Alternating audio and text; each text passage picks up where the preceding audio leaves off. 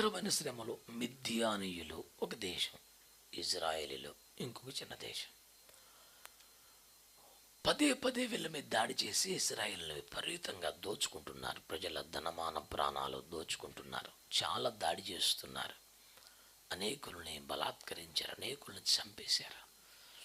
గిద్యోను ఒక న్యాయాధిపతిగా ఉన్నప్పటికీ పరిస్థితులు మారిపోయి, దారుణంగా మారిపోయి, అతడికి ఆ ప్రజలకు నాయకత్వం వహించే పరిస్థితులు లేక తన కుటుంబపు ఆకలి తెచ్చడానికి అన్ని గోధుమలు తెచ్చుకొని తొలగొట్టుకుంటున్నాడు. గాను చాటున దాక్కుని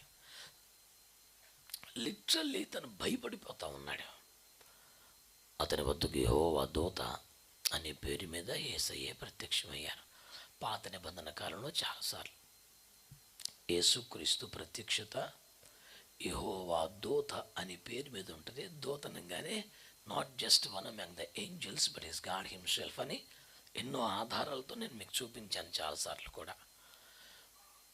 యేసుక్రీస్తు ప్రత్యక్షమై పరాక్రమము కలిగిన బలాఢ్యుడా అని మాట్లాడాడు. దేవుడు నీకు తోడుగా ఉన్నాడు అంటాడు. వెంటనే గిద్యోను అంటాడు, దేవుడు మాకు తోడుగా ఉంటే మాకు ఇన్ని శ్రమలు ఎందుకు వస్తాయి? If God be with us, ఇలా ఉండదు మా సిచ్యుయేషన్. మా బిడ్డలు చనిపోతున్నారు, మా ఆడబిడ్డలు బలాత్కరించబడతారు, మన పొలములు లాక్కున్నారు, చేతికొచ్చిన పంట ఎత్తుకెళ్ళిపోయారు, మా యోధులను చంపేశారు. మీరేమేమన్నారు? యెహోవా మీకు తోడుగా ఉన్నాడని చెప్తున్నారు. దేవుడు తోడుగా ఉంటే మాకెందుకు ఈ పరిస్థితి ఉంటుంది? ఇది గిద్యోను ఒక్కడి మాట కాదు, చాలాసార్లు అనేకుల మాట. దేవుడు చేయి విడిచిపెట్టేశాడు అనే భావన మనలో ఉంటుంది. ఎందుకు మరి? ఆయన ఇష్టం, మనం ఆయన్ని ప్రశ్నించలేం. ఆయన సర్వశక్తి గల దేవుడు, అఖిల బ్రహ్మాండమును చరాచర జగత్తును పోషిస్తున్న మహాదేవుడు. ఆయన దృష్టికి మనమే పట్టాలం. ఆయన వదిలేసి ఉంటాడు. దేవుడు కానీ నాకు తోడుగా ఉండుంటే నా సిచ్యుయేషన్ ఇట్లా ఉండదు కదా. నా పరిస్థితిలో ఇంత స్ట్రగుల్ ఏంటి, నాకు ఎంత పోరాటం ఏంటి, ఇన్ని శ్రమలేంటి? దేవుడు నాకు తోడుగా లేడు, నన్ను వదిలేశాడు అనిపిస్తుంది. ఇది చాలామందికి వాస్తవమైన పరిస్థితే. ఈ పూట ఒక 3 కారణాలు మీకు చెప్తాను. దేవుడు మనకు తోడుగా ఉన్నప్పటికీ కూడా శ్రమలు ఎందుకు ఉంటాయి? It's a genuine question from Gideon. కనుక మనం ఆలోచించాలి. దేవుడు తోడుగా ఉంటే మరి శ్రమలు ఎందుకు అన్నదానికి కొన్ని వాక్యంలో ఉన్న సంగతులు మీ దృష్టికి తెస్తాను. చక్కగా చూస్తారా? పరిశుద్ధ గ్రంథంలో నుంచి ముందు ఆదికాండం 28:15. ఇదిగో నేను నీకు తోడయుండి నీవు వెళ్ళు ప్రతి స్థలమందు నిన్ను కాపాడుచు ఈ దేశమునకు నిన్ను మరలా రప్పించెదను. నేను నీతో చెప్పినది నెరవేర్చు వరకు నిన్ను విడువనని చెప్పగా. ఈ స్టోరీలో ఎవరున్నారు నాన్న? యాకోబు కదా. యాకోబు అతనికి వచ్చిన వాగ్దానం ఏంటి? ఇదిగో నేను నీకు తోడయుండి నేను నీతో చెప్పిన వాగ్దానము నెరవేర్చే వరకు నేను నిన్ను విడువను. I will never leave you. దేవుడు మాట తప్పుతాడా? సో ఇతడు ఇంటి నుండి బయలుదేరి పద్దనరామము అనే ప్లేస్కి వెళ్తున్నాడు. అక్కడ కనీసం ఒక 20 సంవత్సరాలు ఉంటాడు. దేవుని వాగ్దానం ఏంటి? నేను నిన్ను విడువను. రైట్. ఇప్పుడు ఈ యాకోబుకు దేవుడు తోడుగా ఉన్నట్ట లేనట్ట? రైట్. ఇప్పుడు 20 సంవత్సరాల రిపోర్ట్ చెప్తాడు. చూడండి, 31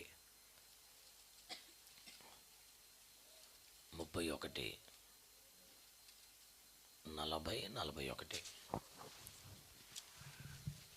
పగటి ఎండకును రాత్రి మంచుకును నేను క్షీణించిపోతిని, నిద్ర నా కన్నులకు దూరమాయను. ఇది వరకు నీ ఇంటిలో 20 ఏండ్లు ఉంటిని.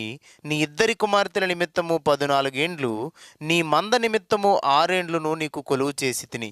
అయినను నీవు నా జీతము 10 మారులు మార్చితివి. ఈ భూమి మీద ఎవడైనా వెరైటీ ఎంప్లాయ్ ఉన్నాడంటే ఈ బాబే. ఒకే ఓనర్ దగ్గర ఒకే కంపెనీలో 20 years జాబ్ చేస్తే జీతం పెరుగుద్దా తగ్గుద్ది? ఎవరికైనా ఈ ఈయన ఒక్కడికే తగ్గింది. అంత వెరైటీ మనిషి భూమి మీద ఇంకెవరు ఉన్నాడు? పైగా అందులో 10 సార్లు కట్ చేశాడంట. కంపెనీకి ఏ లాస్ వచ్చినా ఈ నెత్తిన పడేసేవాడంట. అయినా నమ్మకంగా చేశాడు ఉద్యోగం అక్కడే. చాలా అద్భుతమైన భక్తుడు ఇతడు. నాకు తెలిసి 20 సంవత్సరాల కష్టాల కంటే ఇది ఘోరం. 20 సంవత్సరాలు ఉద్యోగం చేశాడట. 20 సంవత్సరాలు కూడా ఈ బతుకు పగలు ఎండకన్నటం, రాత్రి మంచుకు తలవడం, నిద్ర కన్నులకు అంటే తృప్తిగా మనస్ఫూర్తిగా ఎప్పుడు పడుకోలేదంట. బాగా అలిసిపోయి అప్రయత్నంగా కాస్త నిద్ర రావటం, తుల్లిపడి లేచిపోవటం, ఇదే బతుకు. హాయిగా మనస్ఫూర్తిగా. మీ భాషలో అయితే సౌండ్ స్లీప్ అనేది లేదు. సౌండ్ చేస్తా పడుకున్నాడు తప్ప కొరకెట్టి. That was never a sound sleep. అది బతుకట్టు అయిపోయింది. ఇప్పుడు చెప్పండి, 20 సంవత్సరాలు దేవుడు తనకి తోడుగా ఉన్నాడా? మరి బతికెందుకు ఎలా ఉంది?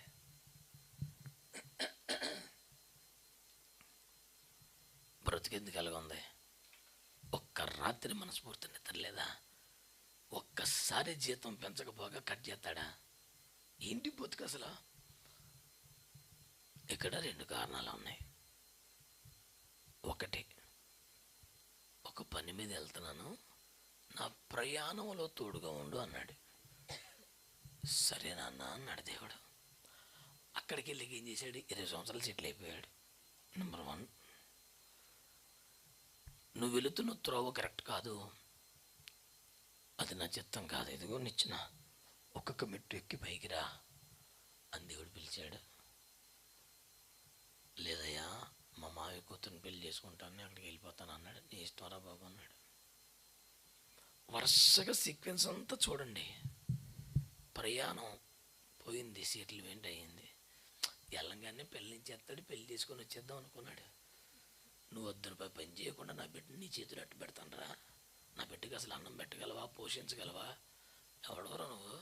లేదు మా నేను చాలా మంచివాడిని. అయితే చూడు, ఈ మందలు ఉన్నాయి, ఒక 7 సంవత్సరాల కాయ, పర్లేదు, ఇప్పుడు బుద్ధిమంతుడు, యోగ్యుడు, కుటుంబాన్ని సంరక్షించుకునే పాటి క్రమశిక్షణ ఉంది, బాధ్యత ఉంది అని నాకు నమ్మకం కలిగితే అప్పుడు ఇస్తాను అన్నాడు. మరి యేసు ప్రభుతో ప్రయాణం అని చెప్పాను, చిన్న మాట అందామని ఫీలింగ్ కలిగింది. ఓకే, 7 years సెటిల్ అయిపోయాడు. టార్గెట్ పెట్టింది చిన్న కూతురికి, ఆడిచ్చింది పెద్ద కూతుర్ని. మధ్యలో తెర కదా, ఆ వెళ్ళి చూసుకుంటాకేమీ లేదు. తెర అయిపోయిన తర్వాత ఎలా చూసుకుంటే అంతా మోసం, గగ్గోలెట్టేశాడు. మాయ నన్ను మోసం చేసావు, గుడ్డిదాన్ని ఇచ్చి పెళ్లి చేసావు నాకు అన్నాడు. మాయ అన్నాడు, మోసమా పాడా, పెద్ద కూతురికి పెళ్లి చేయకుండా చిన్న కూతురికి ఎవరిని చేస్తాడు? బుద్ధి ఉందా నీకు? నేనేం మోసం చేయాలి, సరిగ్గా తండ్రిగా ప్రవర్తించాను అన్నాడు. నేను అడిగింది చిన్న బిడ్డ కదా, ఇంకో 7 సంవత్సరాలు పాలితనం చేస్తానన్నాడు. చేసేసాడు సింపుల్గా. రెండో ప్రశ్నే లేదు. ఈయన గారి ఫ్యామిలీ ఏంటి? వీళ్ళ తాతగారు అబ్రహాం పూటకి 400 మంది ఆ ఇంట్లో భోజనం చేసేవారు. అంత పెద్ద కుటుంబం. వెళ్ళి 14 ఏళ్ళ మట్టి పేడకాయలు తెస్తున్నాడు అక్కడ. నేను అంటాను, కష్టపడాలి, పని చేయాలి, పెళ్లి చేసుకోవాలి, not at the risk of your own family. అమ్మా నాన్నని, కుటుంబాన్ని రోడ్డును పడేసి పెళ్ళి, పనికి మాలి పెళ్ళి. పెళ్ళి అంటేనే ఫ్యామిలీ రా, ఫ్యామిలీ రోడ్డును పెట్టి పెళ్ళి అయిందిరా. బుద్ధి జ్ఞానం లేని పని మన వాళ్ళు తయారయ్యారు. మ్యారేజ్ అంటేనే ఇట్స్ అబౌట్ ఫ్యామిలీ కదా. మరి ఫ్యామిలీని మొత్తం రోడ్డు మీద పెట్టి మ్యారేజ్ అయిందిరా. 70-80 కేజీల శరీరంలో కనీసం 10 గ్రాములు కూడా బుర్రలేక.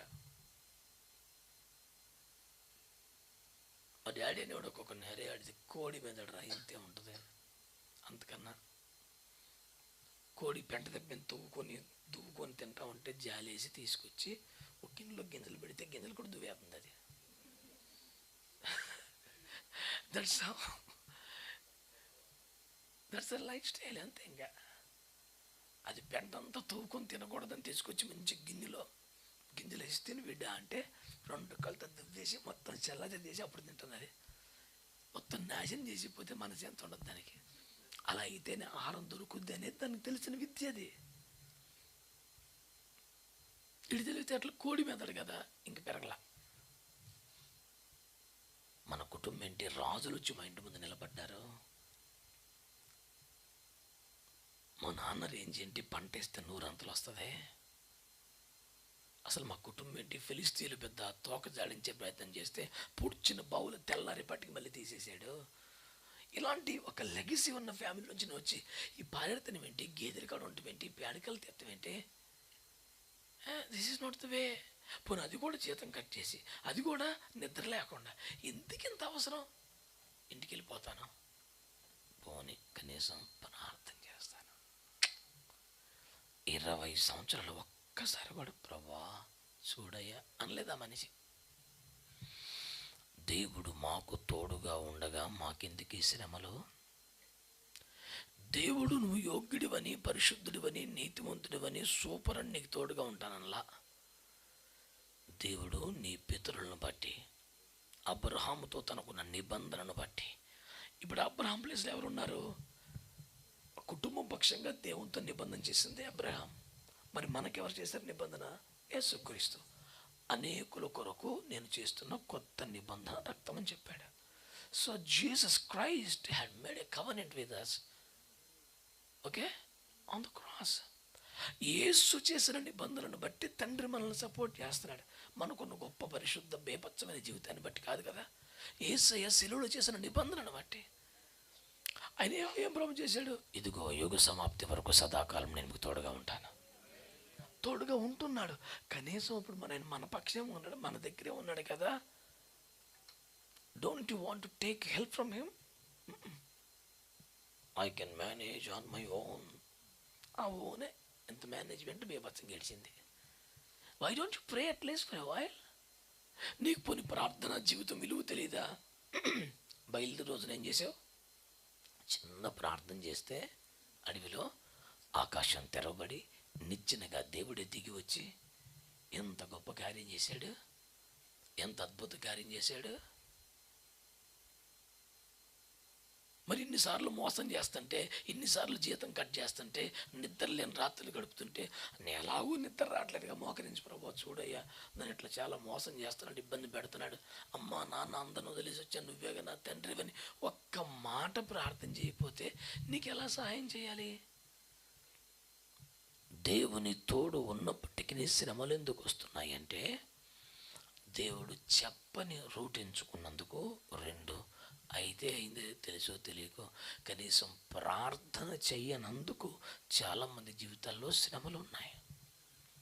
నా మాట మీకు అర్థమైందా? దేవుడు ఉన్నాడు ప్రక్కనే, నువ్వు అడిగితే కదా హెల్ప్ చేయడానికి, నువ్వు అడగవు కదా. అడుగుడి మీకు ఇవ్వబడును అన్నాడు. మీకేమి కావాలనో మీ పరలోకపు తండ్రికి ముందే తెలుసు, అయినను మీ సంతోషం పరిపూర్ణమగునట్లు అడుగుడి ఇవ్వబడును అన్నాడు. Ask and it shall be given unto you. అరే నీకు అడగటానికే లేదు, అసలు ఖాళీ లేదు. ఎన్ని గంటలైనా ఫోన్లో గడిపేయగలవు, కానీ ప్రార్థన మాత్రం 5 నిమిషాలు అవలేదులో చేస్తాయి. మోకరించగానే కళ్ళు మూసుకోగానే పూనం వచ్చినట్టు వచ్చేద్దా. హాయ్ బాబాయ్, అది ఫోన్ చూస్తే ఇన్ని గంటల నిద్ర రాదు. ఒకసారి చెప్పాను చర్చలో కూర్చుంది, ఒకటి పెదవు ఎంత వాసిపోయింది, అంతా వాడు అలాగే కవర్ చేసుకుంటూ మాస్క్ ఎట్టుకొని తెచ్చుకొచ్చాడు. ఎందుకురా ఎంత పెద్ద మాస్క్ ఎట్టావంటే తీసాడు. పోరు బాబు ఇదేంట్రా ఎంత. రాత్రి పడుకొని సెల్ ఫోన్ చూస్తున్నాడు, నిద్ర వచ్చేసింది. అది జారే అటుపడేది. అంత అలసి ఆదమరిచి నిద్రపోయే అంతసేపు ఫోన్ చూస్తాడు. ఒక 5 నిమిషాలు ప్రార్థన అంటే కుదరదు. ఏదైనా తిప్పలు రాగానే ప్రభువా నాకు తోడుగా ఉంటాను. ఏంటిది, ఎందుకో నువ్వు సరిగా పనిచేయట్లేదు అనిపిస్తుంది ప్రభువా. చాలా ఎక్కువ మాట్లాడేసేవి కానీ తగ్గించుకో. నా మాట మీకు అర్థమవుతుందా? దేవుడు తోడుగా ఉన్నప్పటికీ శ్రమలు ఎందుకు వస్తాయంటే, దేవుని సహాయం పొంది అంతగా మనం ప్రార్థన చెయ్యం. దేవుడు నేను మీకు తోడుగా ఉంటాను అంటే అర్థం మీరు ఇక ప్రార్థన చెయ్యక్కర్లేదు అనే. ఏమైనా బుద్ధి ఉందా స్టేట్మెంట్కి? ఒక పూర్ స్టూడెంట్ని పట్టుకొని ఒక ట్యూటర్, ఒక టీచర్ నీకేం పర్లేదు నేను ఉన్నాను రా అని ధైర్యం చెప్తే అర్థం మీకు చదువుమానేమని అడిగి కూడా అడగలాడు. అంటే ఇంకెక్కువ ఆయన సహాయం తీసుకోమని అర్థం. వీడికి అలాగ అర్థం లేదు, పడుకుని పోమని అర్థమైందంట. నీవు మాకు తోడుగా ఉంటే మాకెందుకు ఈ శ్రమలో, మాకెందుకు ఇలాగ ఉంటుంది?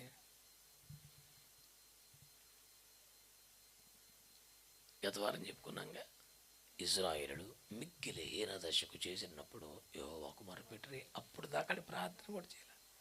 మిక్కిలి హీన దశకి వెళ్ళిపోయాక పరిస్థితులు become worse then oh my God, ఈ మొక్క ముందే ఎడితే తెవల్ల పని.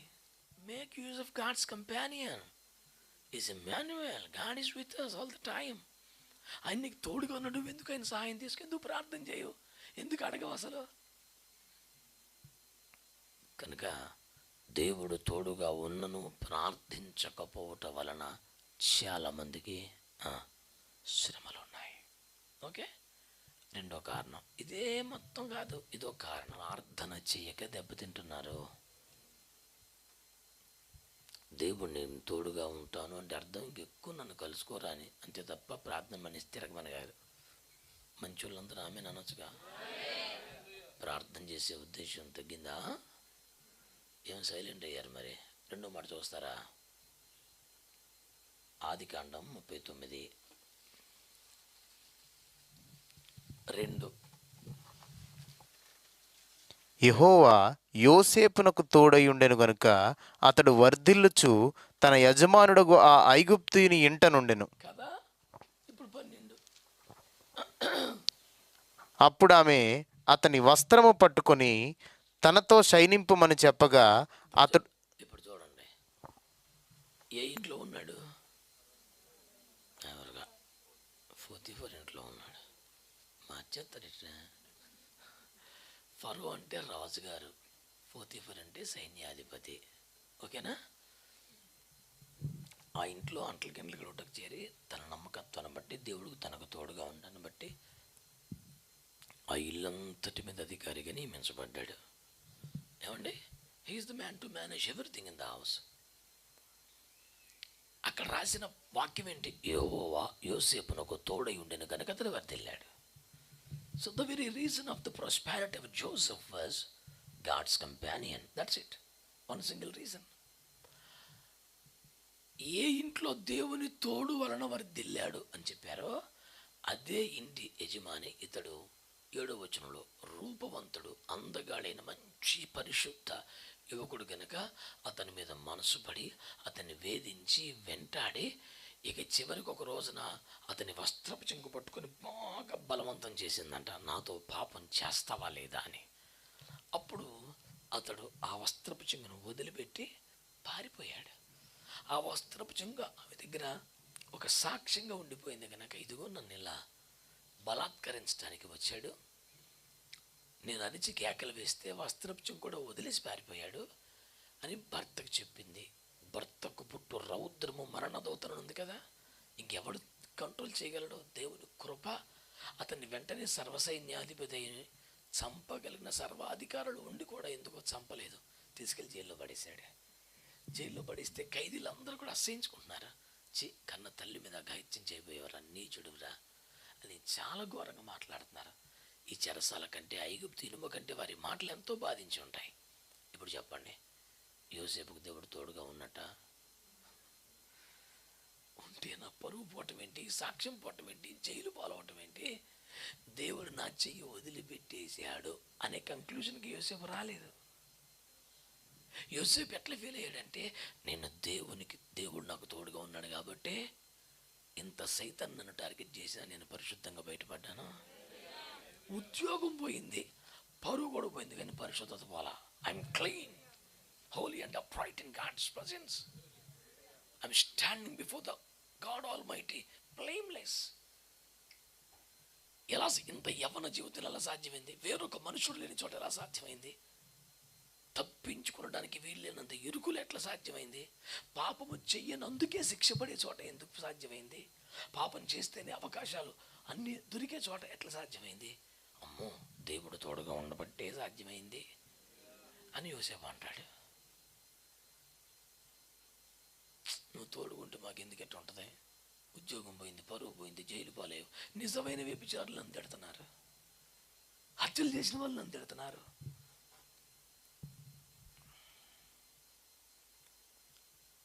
యోసేపు యొక్క పరిశుద్ధత పరీక్షింపబడింది అనండి. ఒక కారణం ఏం చెప్పుకున్నాం? దేవుడు తోడుగా ఉన్నా ప్రార్థన చేయక. రెండో కారణం, దేవుడు తోడుగా ఉన్నా నీ పరిశుద్ధతను పరీక్షిస్తాడు దేవుడు, నీ విశ్వాసాన్ని పరీక్షిస్తాడు దేవుడు. నువ్వే లోపం లేదు, నువ్వు ప్రార్థన కూడా చేస్తున్నావు. కొన్నిసార్లు నీ విశ్వాసాన్ని పరీక్షించడానికి, నీ పరిశుద్ధతను పరీక్షించడానికి దేవుడు శ్రమను అనుమతిస్తాడు. చదువుకునే విద్యార్థికి ఒక పరీక్ష లాంటిదో, క్రైస్తవుడికి, భక్తుడికి, విశ్వాసికి ఒక శ్రమ అలాంటిది, అదొక పరీక్ష. అది పాస్ అయితే పై క్లాస్కి ప్రమోట్ అవుతావు అంతే. మూడవ కారణం చెప్తాను చూడండి. The first reason is because you are not praying. Second reason, because God wants to test your holy life. Amen. And the third reason, 2 Corinthians chapter 12 verse 8. 2 కొరింథీ 12:8. అది నా యొద్ద నుండి తొలగిపోవలనని దాని విషయమై ముమ్మారు ప్రభువును వేడుకొంటిని. అందుకు నా కృప నీకు చాలును, బలహీనత యందు నా శక్తి పరిపూర్ణమగుచున్నదని. పై వచనంలో 7లో కారణం కూడా రాశాడు. నన్ను చూడండి, ఇలాగ అందరూ పౌలయ్య గారికి కళ్ళ సమస్య వచ్చిందంట. మంచి దైవజనుడే కాదా? ఇప్పుడు అతనికి చూపిస్తే సేవకు వాడతాడా, ఇంకేమైనా పాడు పనులు చేస్తాడా? పొద్దుగుల సినిమాలు చూస్తాడు. గారికి ఏం చెప్పాడంటే, స్వస్థపరచయ్యా అని అడిగాడట. ఈ సేవకే వాడతాను కదా, పత్రికలు రాస్తాను కదా, ఆసియా ఖండం అంతా ప్రయాణాలు చేయాలి కదా, కళ్ళు లేకుండా ఎలాగా అంటే, నా కృప చాలే అన్నాడు. అదేంటి ప్రభు, నీ కృపలో స్వస్థత ఉంటుంది కదా, ఇచ్చేయచ్చు కదా అన్నాడంటే, ఇతర అపోస్తలుల కంటే నీకు ఎక్కువ ప్రత్యక్షతలు ఇచ్చాను, నువ్వు హెచ్చింపబడితే, నేను బేవాత్సం అనుకుంటే మహిమలో నీ స్థానం తగ్గిపోతాయి. మహిమలో నీ స్థానం తగ్గకుండా ఉండాలని ఇక్కడ నీకు ఒక ముళ్ళు పెడితే ప్రతి క్షణం అతన్ని పొడుస్తూ ఉంటే, నేను గొప్ప వ్యక్తిని, నేను సాధారణ మనిషినే, నాకు శ్రమలు కష్టాలు వస్తాయి, ఇతరుల కంటే నేను హెచ్చిపోకుండా నిమిత్తము నా శరీరంలో ఒక ముళ్ళు పెట్టాడు అంటాడు. అంటే కొన్ని శ్రమలు పెట్టకపోతే మనము నిత్యములో మహిమను కోల్పోతాం. ఆ విషయంగా ఎక్కువగా మాట్లాడి హెచ్చించుకొని నాకు తిరుగులేదు, నేను ఏదడితే జరుగుద్ది, నేను గొప్ప వ్యక్తిని. నువ్వు సాధారణ వ్యక్తివే, నువ్వు అందరిలాంటి మనిషివే, నా కృప వాడుకుంటున్నాను, ఇది నా కృపావరం, ఇది నా అభిషేకం, నీదేం కాదు అని నేను చాలా గొప్పవాడిని అని ఫీల్ రాకుండా, నేను అందరిలాంటూనే అని ఫీల్ వస్తాకి ఎప్పటికప్పుడు గుర్తు చేయడానికి ఒక ముళ్ళు పెడతాడంట. అప్పుడప్పుడు మరి అది అనగానే పడిపడుతుంది అది. ఓకేనా? మహిమలో మన స్థానము తగ్గకుండానట్లు దేవుడు శ్రమను అనుమతిస్తాడు. తోడు లేక కాదు, తోడుగా ఉండి ప్రక్కనే ఉండి వీడు హెచ్చింపబడితే నిత్యములు స్థానం పోగొట్టుకుంటాడు. ఈ 60-50 సంవత్సరాల బతుకులో కొంచెం చిన్న ముళ్ళు టచ్ చేస్తూ ఉంటే అప్పుడప్పుడు అతడు మహిమ స్థానం కాపాడబడుద్దని నిత్యములో మన మహిమను పెంచడానికి దేవుడు శ్రమను అనుమతిస్తాడు. 1 ప్రార్థన చేయగా, 2 పరిశుద్ధతను పరీక్షించడానికి, 3 నిత్యములో మన స్థానం కోసం. ఆమేన్. శ్రమ రాగానే దేవుడు వదిలేసినట్టు కాదు. అయితే మనం ప్రార్థన చేయట్లేదేమో, లేదా మన పరిశుద్ధతను పరీక్షిస్తున్నాడు, పై స్థానం ఇస్తాడు. యోసేపు నెక్స్ట్ పొజిషన్ అంటే కింగ్ అయిపోయింది, మేనేజర్ నుంచి కింగ్ అయిపోయాడు. అలాగే చివరిగా ఇక్కడ సుఖం కాదు, ప్రభు నమ్ముకుందే నిత్యం కోసం, పరలోకం కోసం, ఇక్కడ బెటర్ లైఫ్ కోసం కాదు, ఇక్కడ హోలీ లైఫ్ కోసం, అక్కడ నిత్యం కోసం నమ్ముకున్నాం. ఆ స్థానం మిస్ అవ్వకుండా దేవుడు ఎలా చేస్తాడు? మనకి శ్రమ నాగానే దేవుడు వదిలేసాడేమో అని భయపడ